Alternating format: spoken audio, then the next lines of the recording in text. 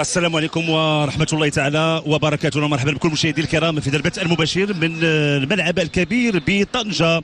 أرحب بكل مشاهدين داخل وخارج أرض الوطن وعلى قنوات الشركة الوطنية للإذاعة والتلفزة المغربية. في البداية رمضان مبارك سعيد، كل عام وأنتم بألف خير. سنتابع بعد قليل مباراة كبيرة، مباراة ودية دولية ستجمع بين المنتخب الوطني المغربي والمنتخب البرازيلي المصنف أول عالميا منتخب السيليساو في ضيافة أسود الأطلس المنتخب المغربي، وحسن خليل الحكم الرابع، ومصطفى كشاف على المستوى، سفيان أمرابط لاعب فريق، ولو ان وليد القناقي اختار بان بلال الخنوس ان يكون حاضر في بدايه هذه المباراه.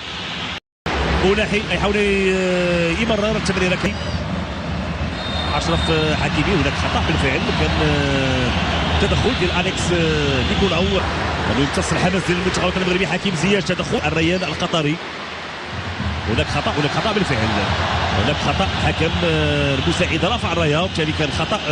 حكيم زياش كيرفع الكره، فرصه على مستوى الاخطاء وكذلك على مستوى الزاويه مشات الكره من الجهه. فرصه تمريره زياش، تسديد وتدخل، استرجع الكره بشكل ممتاز. حكيم زياش عند سفيان بوفال محاوله المراوغه. لاحظوا العوده ديال لوكاس تولينتينو وفينيسيوس، كره خطيره دخول داخل المنطقه الجزائريه عند لوكاس تولينتينو، خطيره، فرصة خطيرة لفائدة المنتخب البرازيلي. كرة مشات فوق المرمى.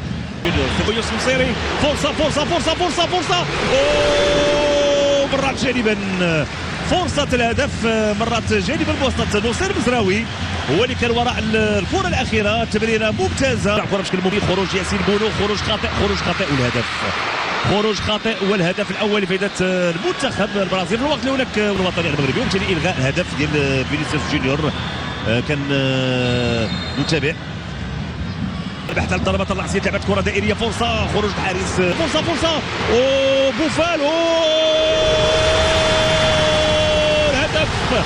هدف اول لفائده المنتخب الوطني المغربي واسطة سفيان بوفال، يضع كرة في الشباك والهستيريا على مستوى المدرجات. فرحة كبيرة للجماهير المغربية. جولة أولى مثالية، فرصة أخرى لفائدة المنتخب الوطني المغربي. عز الدين يسرى، فينيسيوس جونيور، فينيسيوس وأشرف حكيمي.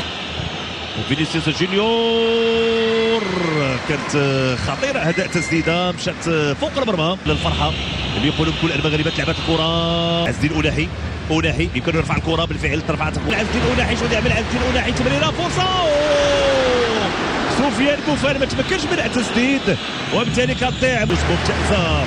يعني القراءة ديال محاولة لفائدة المنتخب الوطني المغربي في الوقت اللي كان تدخل ديال سفيان أمرابط الحكم كيعلن خطأ لفائدة المنتخب.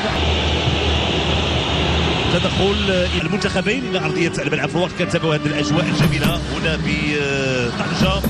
والوطني المغربي مره اخرى اشرف حكيمي حاول تسديده قويه لحكيم زياش، ولكن الكره كتمشي بوفال عند نصير مزراوي وحاول يمرر، واشرف حكيمي يحاول يمرر في اللاعب يوسف النصيري كبار، لكن هذا تدخل ممتاز. ياسين بونو، ردة فعل ياسين بونو بعد تسديده قويه لرودريغو سيلفا. لعبت كره دائريه راسيه، اشرف حكيمي فرصه بيد المنتخب المغربي. انطلاقه على مستوى الوسط، سفيان امرابط، لاحظوا ثلاثه ديال اللاعبين، هناك خطا واضح ولفائدة المنتخب الوطني المغربي. بلال الخنوس دخل داخل المنطقه البرازيلي، فرصه عز الدين أولاحي، وتدخل الحارس ويفرتون اللي بعد الكره. عز الدين أولاحي، تسديد فينيسيوس جونيور، تدخل سفيان أمرابط، دفاع دائما، فرصه، تدخل وإبعاد الكره ممتاز. غانم سيس يتدخل ويبعد الكره للزاويه خلال هذه النسخه العالميه. جونيور داخل منطقه الجزاء، كانت خطيره هذه المحاوله. لعبات الكره دائريه، لابد من ابعاد الكره بالراس بالفعل. سانتوس وكذلك رودريغو، فرصه داخل منطقه الجزاء، تدخل منطقه الجزاء، لعبات الكره الراسيه خطيره، لابد من محاولات، تدخل رائع في الوقت اللي الحكم المساعد. رفعت الكره داخل منطقه الجزاء، فرصه اخرى خطيره في منطقه الجزاء، رفعت الكره في القائم الثاني، تدخل امام يوسف النصيري، خطيره، وهدف تعادل لفائده المنتخب البرازيلي. هدف بواسطه العبيد كاسيميرو. ياسين بونو كان بامكانه انه يحصل الكره، ولكن الكره كتجاوز ياسين بونو وتعانق الشباك. هدف اول لفائده المنتخب البسيط بالنسبه للعناصر الوطنيه. لعبت كره دائريه، فرصه تدخل، ترفعت الكره داخل منطقه الجزاء، تدخل فعل الكره خرجت. يحيى عطية الله رفع الكره، فرصه هدف هدف ثاني لفائده المنتخب الوطني المغربي. هدف ثاني بواسطه اللاعب الصابري.